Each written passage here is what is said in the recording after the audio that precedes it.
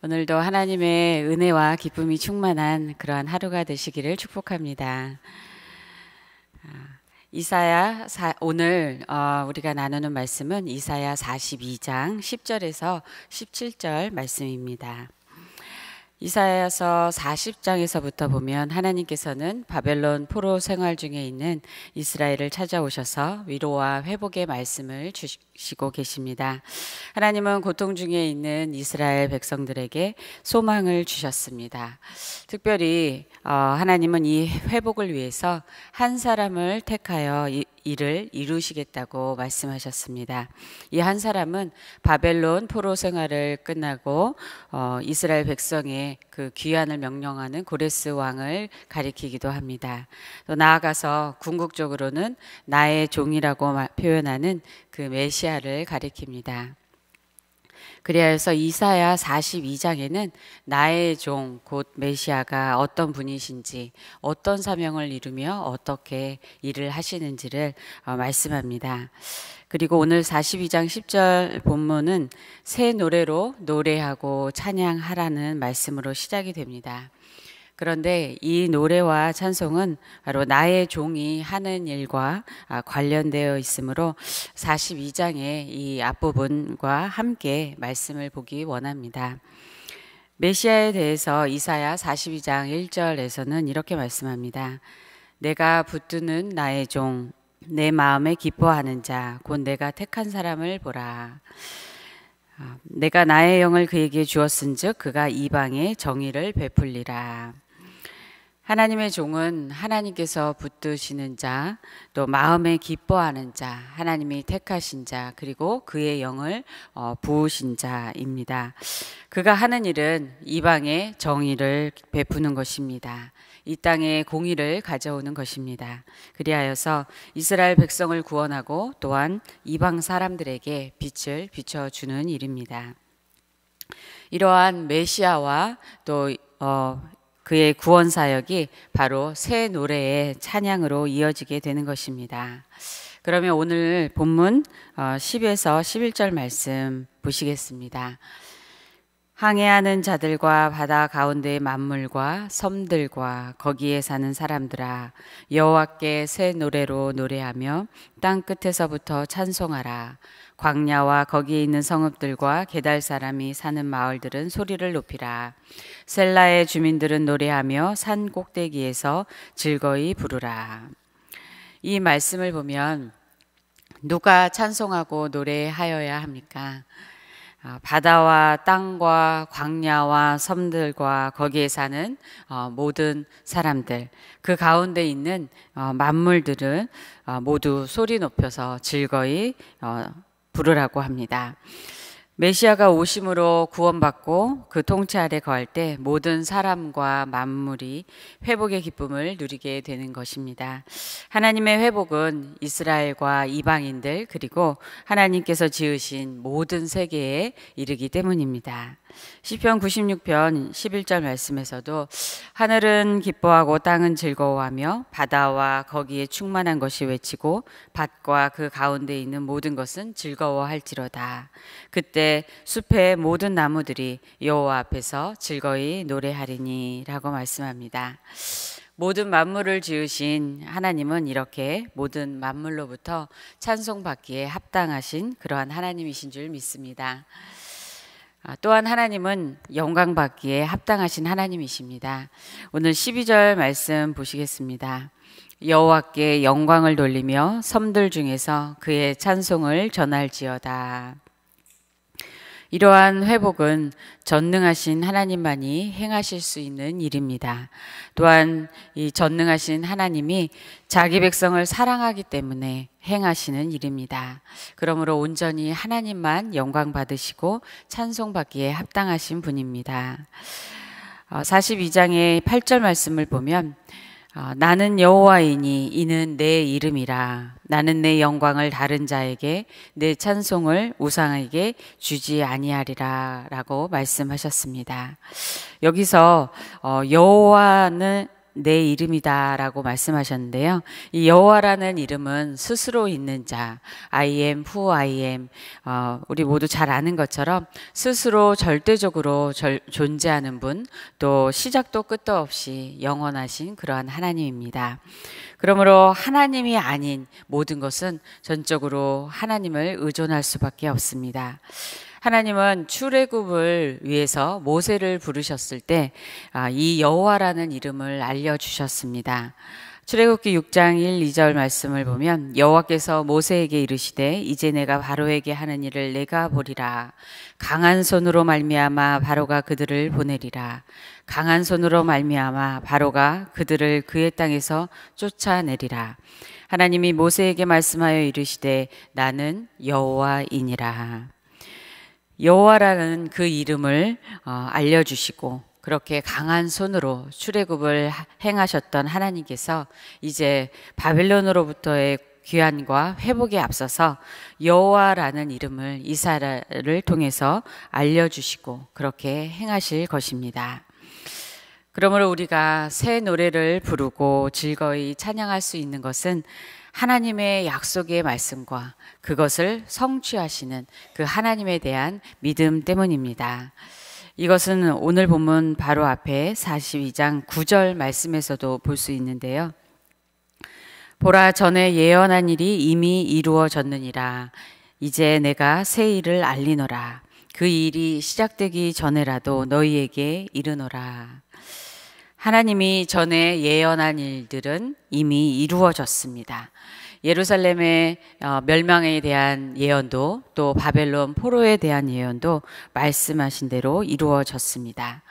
이스라엘 역사 가운데 하나님은 이스라엘 백성에게 말씀하셨고 말씀하신 대로 이루셨습니다. 그들은 역사를 통해서 그것을 알 수 있었습니다. 그런데 이제 하나님은 새 일을 알려주십니다. 그것은 이스라엘의 회복과 열방의 구원입니다. 메시아를 통한 하나님 나라가 회복될 것이라는 소식입니다. 그런데 이스라엘 백성에게 그 일은 아직 시작되기 전이라고 그렇게 하나님은 말씀하십니다. 이때 하나님이 원하시는 것은 무엇일까요? 하나님은 하나님께서 말씀하신 그 새 일을 행하여 주실 것을 믿고 소망을 가지고 우리가 노래하는 것입니다. 하나님께 영광을 돌리는 것입니다.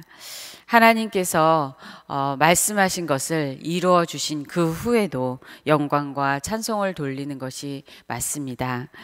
출애굽기 15장을 보면 출애굽 후에 모세와 이스라엘 백성들이 하나님을 찬양한 그 노래가 나오는데요.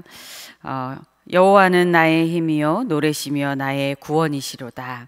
그는 나의 하나님이시니 내가 그를 찬송할 것이요 내 아버지의 하나님이시니 내가 그를 높이리로다 라고 말씀합니다. 그렇지만 오늘 말씀은 이 새 일이 시작되기 전에 새 노래로 우리에게 찬송하라고 그렇게 말씀하십니다. 놀라운 믿음의 도전이죠. 그렇게 고백하는 우리 모두가 되기를 소원합니다. 그러면 새 노래의 주인공 되시는 하나님, 찬송과 영광 받기에 합당하신 하나님은 어떤 분이신지 다음 말씀을 통해서 하나님을 좀 더 알아가기 원합니다. 첫 번째, 용사와 전사같이 대적을 치시는 하나님이십니다. 13절 말씀 보시겠습니다. 여호와께서 용사같이 나가시며 전사같이 분발하여 외쳐 크게 부르시며 그 대적을 크게 치시리로다. 하나님을 전사같이 용맹스럽게 싸우시고 대적을 쳐서 승리하신 그러한 분으로 비유합니다. 하나님은 이스라엘을 압제하는 바벨론 제국을 치실 능력이 있는 전능하신 하나님이십니다. 전능하신 하나님께서 우리를 위해서 우리를 대신하여서 싸우십니다. 어제 주일에 목사님 말씀을 통해서 전능하신 하나님을 아는 그 지식에 대한 말씀을 들었습니다. 우리가 가장 약하고 절망 중에 있을 때 전능하신 하나님이 찾아오시고 가장 강력하게 그렇게 역사해 주신다는 그 말씀이 참 위로가 되고 힘이 되었습니다. 아브라함을 찾아오신 그 전능하신 하나님께서 지금도 그분의 무한하신 능력, 그분의 풍성하신 그 은혜로 우리를 위해서 싸우시고 또한 공급하여 주시는 줄 믿습니다. 우리가 즐거이 찬송하는 그 날은 바로 모든 대적들을 치시는 하나님의 승리의 날인 줄 믿습니다. 하나님께서 보내신 종 예수 그리스도는 이미 승리하셨습니다. 요한복음 16장 33절 말씀에 이것을 너희에게 이르는 것은 너희로 내 안에서 평안을 누리게 하려 함이라. 세상에서는 너희가 환난을 당하나 담대하라. 내가 세상을 이겼노라. 이 말씀은 예수님이 십자가 고난을 받으시기 전에 하신 말씀입니다. 그래서 예수님은 이미 세상을 이기었다고 그렇게 제자들에게 말씀하셨습니다. 이미 승리하셨다고 그렇게 말씀하셨고 십자가에서 죽으시고 부활하심으로 승리하셨습니다. 그러한 예수 그리스도를 믿는 우리 또한 이미 승리한 줄 믿습니다. 요한일서 5장 4절 5절의 말씀에 무릇 하나님께로부터 난 자마다 세상을 이기느니라. 세상을 이기는 승리는 이것이니 우리의 믿음이니라. 예수께서 하나님의 아들이심을 믿는 자가 아니면 세상을 이기는 자가 누구냐라고 말씀합니다. 우리의 승리가 이미 예수 그리스도 안에서 이루어진 줄 믿습니다. 우리의 문제들을 넘어서서 대적들을 넘어서서 그 승리를 바라보기를 원합니다. 현재 어려운 일들로 낙심이 되고 지쳐 있다면 또 용사와 전사같이 우리를 위해 싸우시고 승리하신 그 하나님, 십자가에서 이미 승리하신 그 주님을 바라보기를 원합니다. 그리고 마음에 힘과 용기를 얻고 주님과 함께 담대하게 승리하는 저와 우리 모두가 되기를 간절히 소원합니다. 우리의 입술에 이 승리의 노래, 새 노래가 흘러넘치는 그런 하루가 되시기를 축복합니다. 두 번째, 해산하는 여인같이 부르짖는 하나님이십니다. 14절 말씀 보시겠습니다. 내가 오랫동안 조용하며 잠잠하고 참았으나 내가 해산하는 여인같이 부르짖으리니 숨이 차서 심히 헐떡일 것이라. 바로 앞절에서 용맹스러운 전사의 모습으로 하나님을 비유했다면 여기서는 아기를 복중에 품고 있다가 때가 되어서 해산하는 여인의 모습으로 하나님을 비유합니다. 어떤 의미일까요? 먼저 하나님은 내가 오랫동안 조용하며 잠잠하고 참았다고 말씀하십니다. 여인이 10개월 동안 아기를 품고 있는 것과 같습니다. 그런데 이 오랫동안의 시간이 이스라엘 백성에게는 참으로 아주 오랫동안의 그러한 시간으로 느껴지는 시간이었을 것입니다. 하나님이 자기를 버리신 것 같고 하나님이 안 계신 것 같은 그런 고통의 시간이기 때문입니다. 우리도 그런 오랫동안의 시간들을 경험합니다. 언제까지 기다려야 하는지, 또 언제 이 고통이 끝날 것인지, 또 언제 이 문제가 해결이 될 것인지. 그런데 오늘 말씀을 보면 하나님도 오랫동안 조용히 참으셨다고 말씀합니다. 때를 정하시고 때를 주관하시는 그 하나님께서 또 때를 기다리고 계셨습니다. 우리를 버리신 것이 아니라 우리를 구원하기 위해서 기다리신 것입니다. 2차 세계대전이 끝났을 때 독일의 쾰른의 어느 지하실에 나치를 피해 숨어있던 어떤 유대인이 쓴 글이 발견되었는데요. 그 내용은 이렇습니다. 나는 태양이 있다는 것을 믿는다. 그것이 빛나지 않을 때조차도 나는 사랑을 믿는다. 비록 내가 느끼지 못한다 하더라도 나는 하나님을 믿는다. 그분이 침묵하신다 하더라도. 그런데 생각해 보면 하나님께서 조용히 계셨던 그때에 하나님은 아무 일도 하지 않으셨을까요? 사실은 아기를 품은 여인처럼 자기 백성을 품에 안고 하나님은 그렇게 계셨습니다. 복중의 태아가 그것을 알지 못하는 것처럼 우리도 비록 알지 못하지만 하나님은 자기 백성을 지키시고 돌보시고 공급하여 주셨습니다. 이사야 40장 11절 말씀을 보면 그는 목자같이 양떼를 먹이시며 어린 양을 그 팔로 모아 품에 안으시며 젖먹이는 암컷들을 온순히 인도하시리로다 말씀합니다. 하나님은 목자같이 그 양을 먹이시고 그 팔로 모아 품에 안으시는데 그 팔은 바로 전쟁에서 승리하여 하며 열방을 다스리는 그 능력의 하나님의 팔입니다. 하나님은 그 같은 팔로 사랑하는 백성을 어린 양을 그렇게 부드럽게 품에 안고 계시는 것입니다. 이제 때를 따라 행하시는 하나님은 해산의 때가 된 여인처럼 이스라엘 백성의 구원의 때가 되어 부르짖고 숨이 차서 심히 헐떡입니다. 해산하는 여인처럼 기쁨으로 부르짖으며 그 수고를 행하시는 것입니다. 하나님은 자기 백성을 구원하기를 기뻐하시는 하나님이십니다.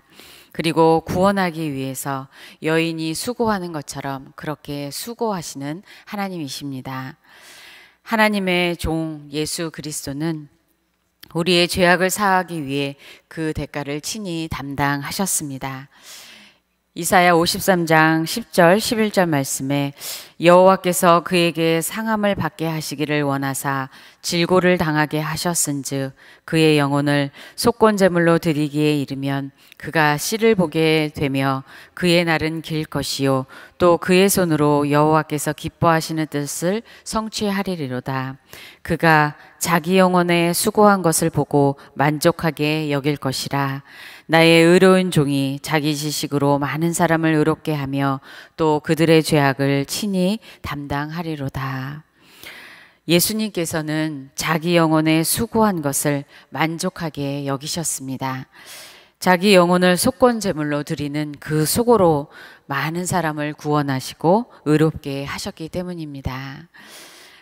우리의 회복의 때를 기다리시는 그 하나님, 그리고 그때에 우리를 위해 수고를 다하시는 하나님, 십자가에서 그 수고를 다하시고 만족하시는 그 주님을 오늘도 우리는 바라보기 원합니다.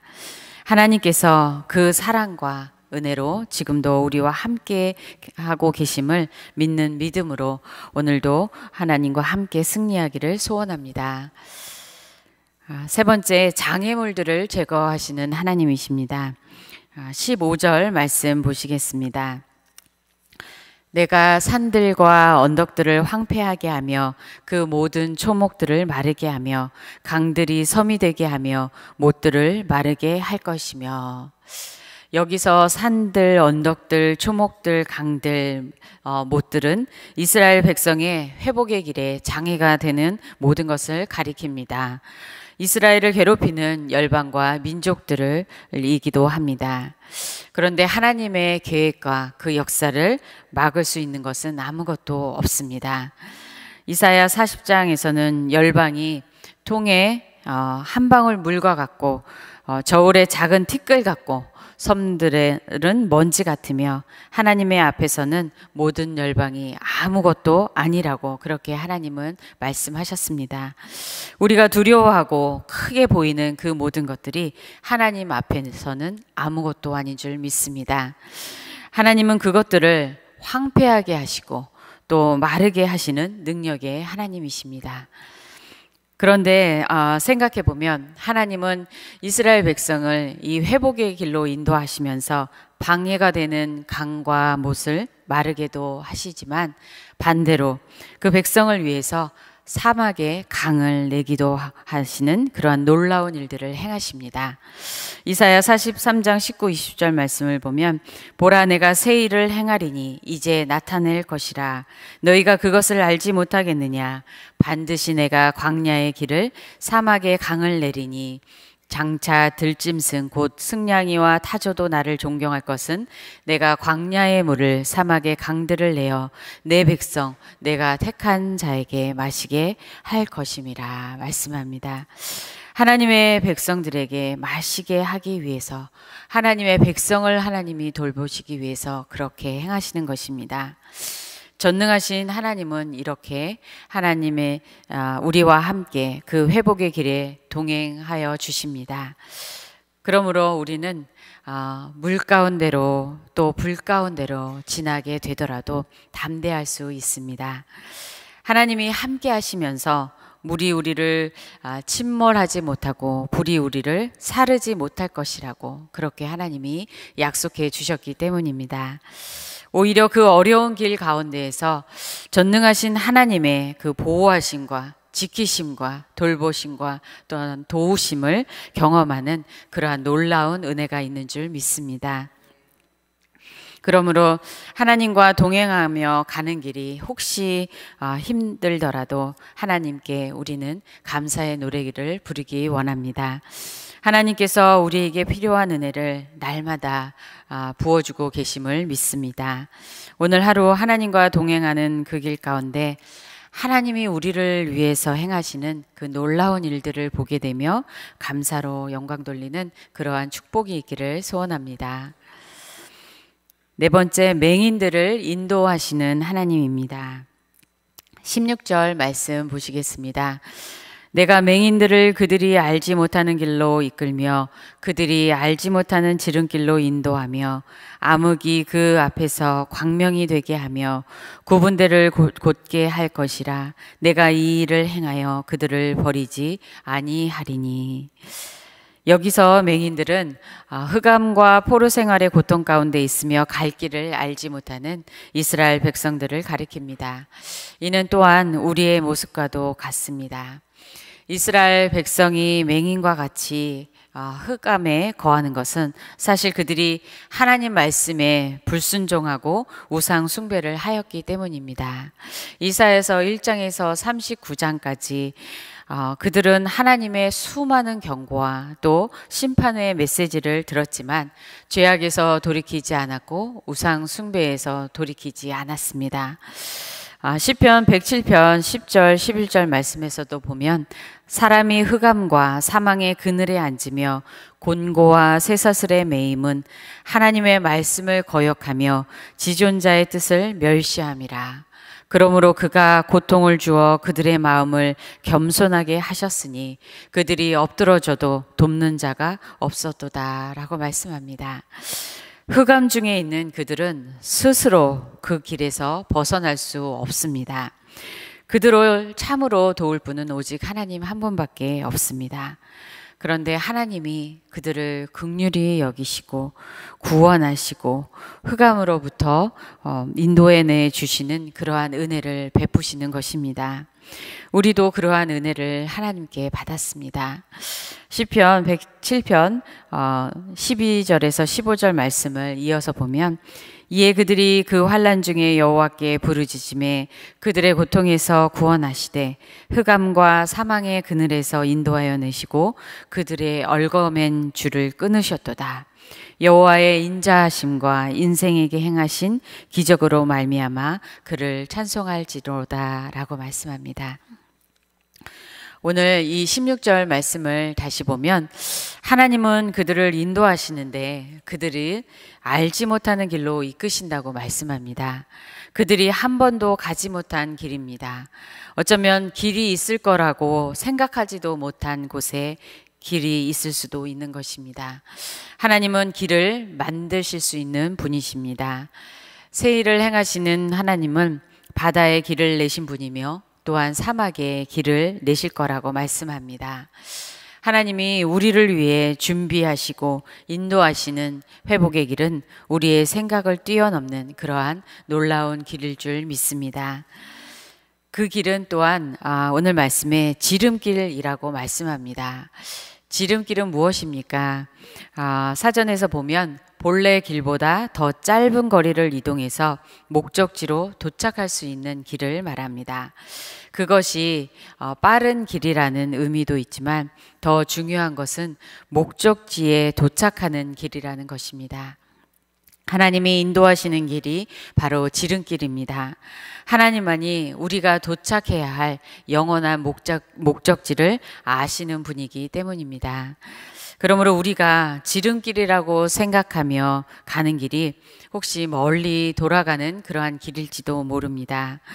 우리는 그러므로 인도자 되신 하나님께서 우리의 인생의 길도 또한 우리 자녀들의 길도 선하게 인도하시며 결국 목적지에 이르도록 그렇게 인도하실 것을 믿고 또 온전히 맡기기를 원합니다.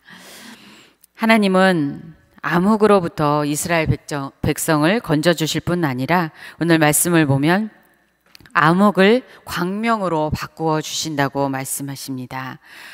빛이신 주님은 이 땅에 오셔서 우리에게 빛을 비춰주셨습니다. 예수님이 여러 지역으로 다니시며 복음을 전하실 때 마태복음 4장 말씀을 보면 선지자 이사야를 통하여 하신 말씀을 이루려 하심이라 라고 말씀합니다. 흑암에 앉은 백성이 큰 빛을 보았고 사망의 땅과 그늘에 앉은 자들이 애들에게 빛이 빛이었도다 하였느니라. 우리에게 빛을 비추어 흑암이 사라지고 또 우리가 빛 가운데 거하고 빛 가운데 행하도록 그렇게 인도하시는 주님께 감사하기 원합니다. 또한 하나님은 굽은 길을 곧게 하시며 인도하십니다. 거친 길을 평탄하게 하시며 잘못된 것을 바로 잡으시며 우리를 그렇게 인도하여 주십니다. 이 16절 말씀의 끝을 보면 내가 이 일을 행하여 그들을 버리지 아니하리니 라고 말씀합니다. 하나님은 반드시 이 일을 행하겠다고 그렇게 말씀하시는 것입니다. 그리고 하나님은 그들을 버리지 않겠다고 그렇게 약속의 말씀을 하시는 것입니다. 이것은 모두 하나님의 약속입니다. 우리가 무엇을 행해서가 아니라 하나님이 그렇게 행하시겠다고 우리에게 은혜로 주시는 말씀인 것입니다. 회복은 이렇게 하나님의 무한한 은혜에서 시작되는 것입니다. 우리를 찾아오시고 빛을 비추시는 하나님, 우리를 인도하시며 버리지 아니하시는 그 하나님의 사랑을 더욱 깊이 경험하고 찬양을 올려드리는 우리 모두가 되기를 소원합니다. 마지막으로 우상 숭배자를 심판하시는 하나님입니다. 마지막 17절 말씀 보시겠습니다. 조각한 우상을 의지하며 부어 만든 우상을 향하여 너희는 우리의 신이라 하는 자는 물리침을 받아 크게 수치를 당하리라. 우상은 사람이 조각한 것이며 사람이 부어 만든 것이라고 말씀합니다. 또한 사람이 그것을 향해 신이라고 말하는 것입니다. 그것이 신인가요? 아니죠. 그렇게 우상을 의지하고 그런데 숭배하는 자를 하나님은 물리치시고 수치를 당하게 하실 것이라고 그렇게 말씀하십니다. 하나님만이 경배받기에 합당하신 그러한 하나님이신 줄 우리는 믿습니다. 하나님만을 의지하고 하나님만을 찬송하고 하나님께만 영광 돌리기를 원합니다. 이것이 바로 가장 중요한 회복인 것입니다. 이스라엘 백성이 바벨론 포로 생활에서 벗어나서 예루살렘 그 땅으로 돌아오는 것, 그것도 하나님이 그들에게 베푸시는 회복의 은혜입니다. 그렇지만 가장 근본적인 회복은 하나님을 하나님으로 알고 우상 숭배를 버리고 하나님을 온전히 의지하며 예배하는 그러한 삶인 줄 믿습니다. 우리는 오늘 말씀을 통해서 우리를 구원하시고 회복시켜 주시는 하나님, 새 노래로 찬양하고 영광 받기에 합당하신 하나님이 어떤 하나님이신지 나눠보았습니다. 하나님은 그분의 전능하신 능력으로 그분의 풍성하신 은혜로 우리를 회복시켜 주십니다. 평안과 소망을 주십니다. 오늘도 어렵고 고통스러운 그러한 문제들 가운데 또한 어려운 관계들 가운데 또 힘들고 낙심되는 그 마음 가운데 하나님께서 회복의 은혜를 주실 줄 믿습니다. 새 노래로 노래하라고 하시는 그 하나님께서 우리를 위하여 새 일을 준비하시고 우리가 알지 못하는 새 길로 인도하시며 놀라운 일들을 행하여 주실 줄 믿습니다. 마지막으로 울고 싶은 날의 은혜라는 책을 쓴 켄 가이어의 말을 나누고 싶습니다. 이 책에서 이렇게 말합니다. 하나님은 우리에게 우주에서 가장 위대한 노래를 부를 수 있게 하셨다. 얼마나 세련되게 가수처럼 잘 부르느냐는 중요하지 않다. 넓은 가슴으로 열정을 다해 부르는 것이 중요할 뿐이다. 오늘 우주에서 가장 위대한 노래를 부르기 원하십니까? 우주에서 가장 위대하신 예수님, 그분을 오늘도 마음을 다해 노래하기 원합니다. 소리를 높여서 마음을 그 열정을 담아서 노래하기 원합니다. 이 땅에서도 매일매일 부르고 그리고 예수님을 다시 만날 그때에도 계시록 14장 말씀처럼 우리는 새 노래로 주님을 영원히 찬양할 것입니다. 우리에게 영원히 노래할 이유가 되시는 주님을 오늘도 즐거이 찬양하며 주님과 동행하는 그 기쁨을 누리시기를 소원하며 축복합니다. 기도하시겠습니다. 전능하신 하나님 아버지, 절망 중에 흑암 중에 있는 우리를 찾아오시고 우리를 구원하여 주시고 회복시켜 주신 그 모든 은혜에 감사를 드립니다. 하나님께서 그 크신 능력으로 대적을 물리치시고 승리하셨는데 우리도 이미 주님과 함께 승리하였음을 믿고 담대하게 살아가는 하나님의 자녀들이 되게 하여 주시옵소서. 우리의 길을 인도하시고 동행하시며 우리를 위해 놀라운 일들을 행하여 주시는 하나님, 우리에게 새 일을 약속하여 주시고 말씀하신 대로 이루어 주시는 능력의 하나님, 그 하나님을 오늘도 찬양합니다. 오늘 하루도 새 노래, 승리의 노래를 부르는 기쁨의 날이 되게 하시고 그렇게 감사함으로 하나님께 영광 돌리는 우리 모두가 되도록 축복하여 주시옵소서. 모든 것 감사하며 예수님의 이름으로 기도합니다. 아멘.